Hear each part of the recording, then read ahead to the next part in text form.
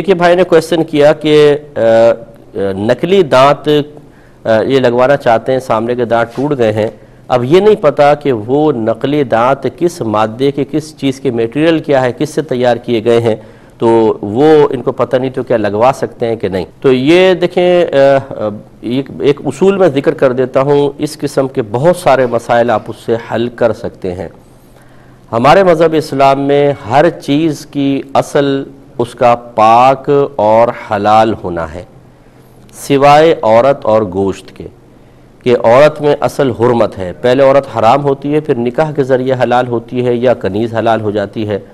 और गोश्त के सिलसिले में भी कि जहाँ पर गोश्त मशकूक हो, मसलन आप किसी गैर मुस्लिम की कंट्री में चले गए और वहाँ पर आपको गोश्त मिल रहा है गैर मुस्लिम की दुकान से, तो फिर या मतलब ये पता नहीं चल रहा कि बेचने वाला मुसलमान है या काफिर है, या किसी और कंट्री से आपके यहाँ पर आया है और वहाँ पर आपको पता नहीं कि गैर मुस्लिम भी रहते हैं, मुसलमान भी, किसका गोश्त है, तो फिर गोश्त में असल हुर्मत मानकर उससे इज्तिनाब किया जाएगा। ये तमाम कंडीशन ज़रा जहन में रखिएगा, ये गोश्त के सिलसिले में जो मैंने जिक्र की हैं। चुनांचे अगर आप किसी मुसलमान कंट्री में हैं और वहाँ पर कोई मुसलमान गोश्त बेच रहा है, तो फिर आपको पूछने की ज़रूरत नहीं कि यह हलाल है या हराम। जैसे आप पाकिस्तान में हैं और यहाँ पर आप हज़ार शादी ब्याह में मुर्गियाँ खा रहे हैं, गोश्त खा रहे हैं, इस तरह दुकानों से ख़रीद रहे हैं, आप कभी नहीं पूछते सही ज़िबा किया है कि नहीं किया। या शादी ब्याह के हॉल में आप खाना खा रहे हो तो उनसे मेज़बान से पूछें भाई सही हलाल तो करवा लिया था कि नहीं, कोई नहीं पूछता, तो वो उसका हुक्म ऐसा नहीं है। जहाँ शक व शुबा हो वहाँ पर हुर्मत को फ़ौक़ियत देंगे। इन दो चीज़ों को हटा दे, बाकी तमाम के बारे में हुक्म इस आयत से निकलेगा कि हुवल्लज़ी खलक़ लकुम मा फ़िल अर्ज़ि जमीआ, कि अल्लाह तबारक व तआला वो ज़ात है जिसने ज़मीन पर जो कुछ है सब का सब तुम्हारे लिए, तुम्हारे नफ़े के लिए रखा है, या उससे तुम्हारे लिए नफ़ा को जायज़ करार दिया है, या उस नफ़े के लिए तुम्हें पैदा किया, तुम्हारी उन तमाम चीज़ों को नफ़े के लिए पैदा किया है। और नफ़ा यकीनी सी बात है उसी से उठा सकते हैं जो पाक और हलाल हो। तो इस आयत से साबित हुआ कि दुनिया की हर शय हमारे लिए मुबाह है, हम उससे नफ़ा उठा सकते हैं। सिर्फ हराम उसी को कहेंगे जिसके बारे में फिर कोई दलील मिल जाए और वो चीज़ इस आयत के हुक्म से बाहर निकलकर किसी और दलील के तहत आ जाए। जैसे मिसाल के तौर पे इस आयत को अगर देखा जाए तो अल्लाह ताला ने दुनिया में जो कुछ है हमारे नफ़े के लिए पैदा किया, यानी वो हलाल है हमारे लिए, तय्यब है। तो क्या सूद भी हलाल है? तो कहेंगे कि नहीं, क्योंकि इसके बारे में एक आयत मौजूद है। क्या रिश्वत भी हलाल है? नहीं, क्योंकि अलग आयत मौजूद है। क्या मुर्दार जायज़ है? नहीं, क्यों? अलग आयत मौजूद है। इसी तरह जिस जिस चीज़ के बारे में मुमानात है वो चीज़ें इस आयत के हुक्म से निकलती जाएंगी। अब लिहाजा मालूम हुआ कि अगर किसी के बारे में कोई अलग आपके पास दलील मौजूद नहीं है तो फिर वो हलाल और तय्यब होगी और इसी आयत के तहत आएगी। अब इन दांतों का मसला ले लें। आपको नहीं पता कि किस मटेरियल से तैयार हुए हैं। फ़र्ज़ कर लें कि बेचने वाला कहता है यार मुझे भी नहीं पता ये किस चीज़ से तैयार होते हैं, कौन से मसाला इसमें डाला जाता है, कौन सा नहीं है।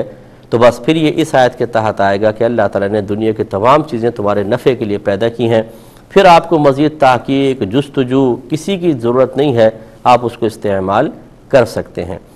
बाज़ लोग ऐसे होते हैं कि जो हर चीज़ की तह में जाने की कोशिश करते हैं, वो अपनी ज़िंदगी को ख़ुद तंग करते हैं। वो मतलब ये कि शरई रियायतों से अगर फ़ायदा नहीं उठाते तो वो परेशानी रहते हैं, वसवसों के शिकार रहते हैं, और फिर वो तहक़ीक़ और जुस्तजू, किसी की कुछ तहक़ीक़ मिलती है, किसी की कुछ, वो फ़ैसला नहीं कर पाते।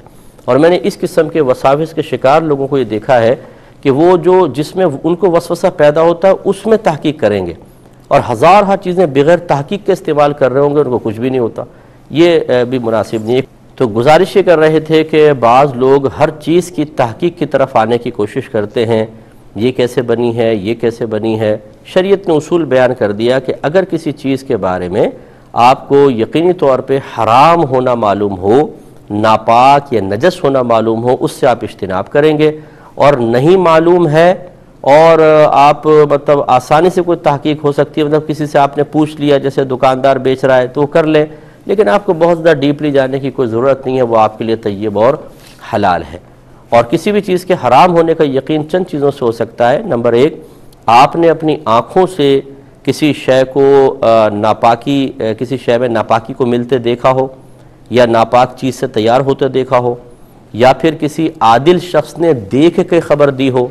आदिल उसे कहते हैं जिसका ज़ाहिर बाशरा हो, साहिब इल्म भी हो, صاحب تقوی ہو، اس کے گھر والے، اس کے قریبی لوگ گواہی دیتے ہوں، کبھی یہ جھوٹ نہیں بولتا ہے اور تمام عبادات بجا لاتا ہے، صغیرہ کبیرہ گناہوں سے بچتا ہے، وہ ہوتا ہے عادل شخص۔ وہ اگر دیکھ کے آپ کو آ کے بتائے کہ میں نے دیکھا تھا کہ ایسا ہے، تو اس کی خبر دینا بالکل ایسا ہے جیسے آپ نے خود دیکھا ہو، پھر اس پہ آپ کو یقین کرنا ہوگا۔ یا آپ اپنی آنکھوں سے چیز کو دیکھ رہے ہیں، یا جیسے میں نے پہلے بتایا، یا وہ یا باہر کی خبر پہ اس طرح اعتماد کر سکتے ہیں کہ وہاں کی کمپنیاں بعض اوقات قانونی اعتبار سے ان پہ لازم ہوتا ہے کہ جو کچھ آپ نے اس میں میٹیریل ڈالا ہے وہ آپ لکھیں اوپر، تو انہوں نے اگر لکھا ہے کہ اس میں ہم نے ناپاک چیز ڈالی ہے تو پھر اس قول کا بھی اعتماد کر کے اس سے بچا جائے گا۔ باقی اگر آپ کو نہیں پتہ، جیسے مثلا ایک صابن آپ کے پاس آیا، اب یہ کیسے تیار ہوا ہے باہر کا صابن، اب بعض لوگ کہتے ہیں جی باہر کا صابن استعمال نہ کریں، ضرور اس میں ناپاک چیز ملی ہوگی۔ بھئی کس طریقے سے آپ نے دیکھا ہے آنکھوں سے؟ نہیں۔ کسی عادل شخص نے خبر دی؟ نہیں۔ کیا اس پہ کچھ لکھا ہوا ہے؟ نہیں۔ پھر آپ کیسے کہہ سکتے ہیں؟ تو اگر آپ یہ کہتے ہیں نہیں وہ اکثر ڈال دیتے ہیں حرام چیز، تو ضروری تو نہیں کہ اکثر ڈالیں تو اس میں بھی ڈالا ہوگا۔ پھر زیادہ سے زیادہ یہ کہ اگر آپ کا دل نہیں چاہ رہا تو آپ اس کو چھوڑ سکتے ہیں، لیکن اس کے حرام ہونے کا فتویٰ نہیں دے سکتے ہیں، بلکہ یہ اس آیت کے تحت آئے گا کہ اللہ تعالیٰ نے ہر چیز تمہارے نفع کے لیے پیدا کی ہے۔